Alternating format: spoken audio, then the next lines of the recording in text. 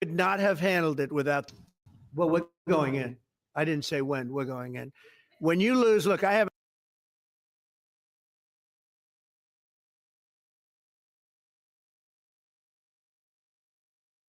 75 are shot with bullets. So let me tell you a little story about a place called D.C., District of Columbia, right here where we are. It's now a safe zone. We have no crime. We have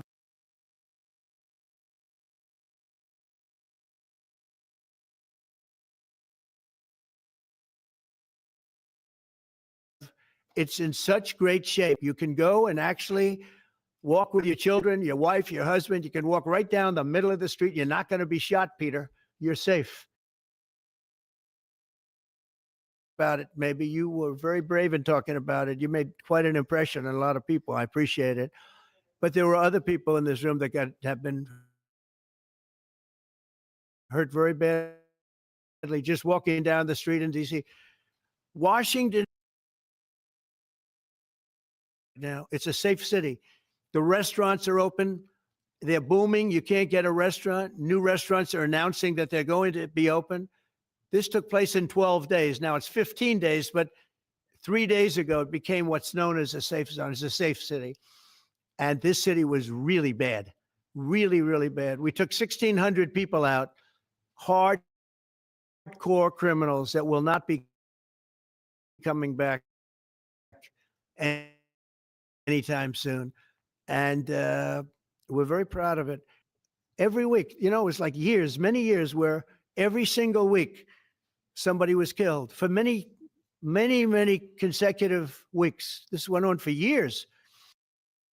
And then we had last week, it was announced that nobody was killed last week. And I made that announcement in front of a very distinguished leader of a country.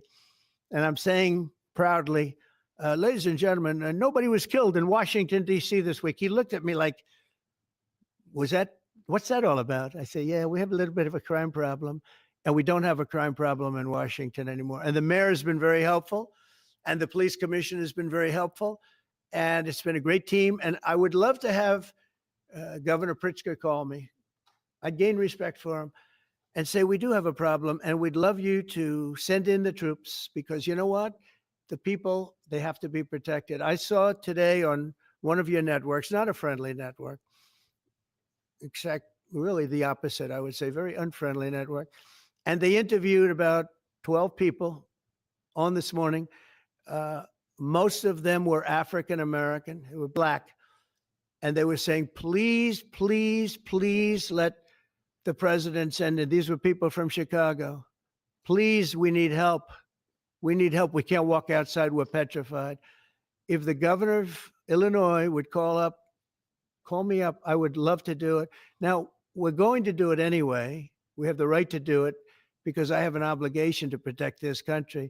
And that includes Baltimore. I saw where Governor Moore was asking me to take a walk down the street of Baltimore. Well, Baltimore is a very unsafe place. It's rated number 4 in the city, one of the most unsafe places anywhere in the world. But, you know, we took care. This was a beautiful thing that happened in Washington because we showed that it could be done. And this wasn't just sending big, strong guys, and they are big and they are strong. You know, we had a great decision from the Supreme Court that had to do with sort of talent. It had to do with you are put down based on merit. You can hire based on merit.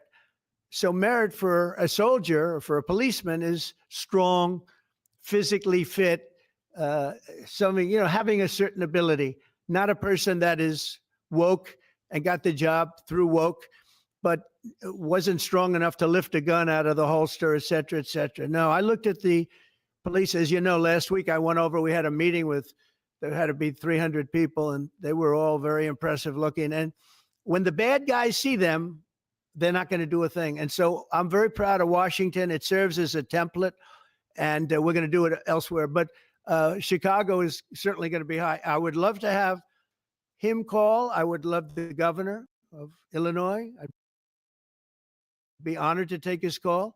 All he has to do is say, sir, we need help. It's out of control. And everyone knows it is. He's not kidding anyone. I would love to have I would say Governor Moore call, because I watched him over the weekend trying to explain that Baltimore, what they need is housing. No, they don't need housing. They need to get rid of the criminals. These are hardcore criminals. You know, we took many people off the streets of Washington, D.C. They're hardcore. They're not going to be good. In 10 years, in 20 years, in 2 years, they're going to be criminals. They were born to be criminals, frankly. They were born to be criminals, and they're tough and mean, and they'll cut your throat, and they won't even think about it the next day. They won't even remember that they did it. And we're not going to have those people. Washington, D.C. is now a safe zone. It's a safe place. And you can walk, Katie, you can walk right down the street with, by the way, one of the biggest human beings I've ever seen, which is her husband. He was a football player for like 11 years in the NFL. He's a big person.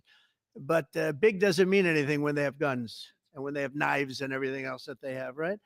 But you can walk right down the street, even by yourself, and you're totally safe. Washington, D.C. is a great thing. Yes, ma'am, please. Calling on Democratic leaders across the country to work with you on crime.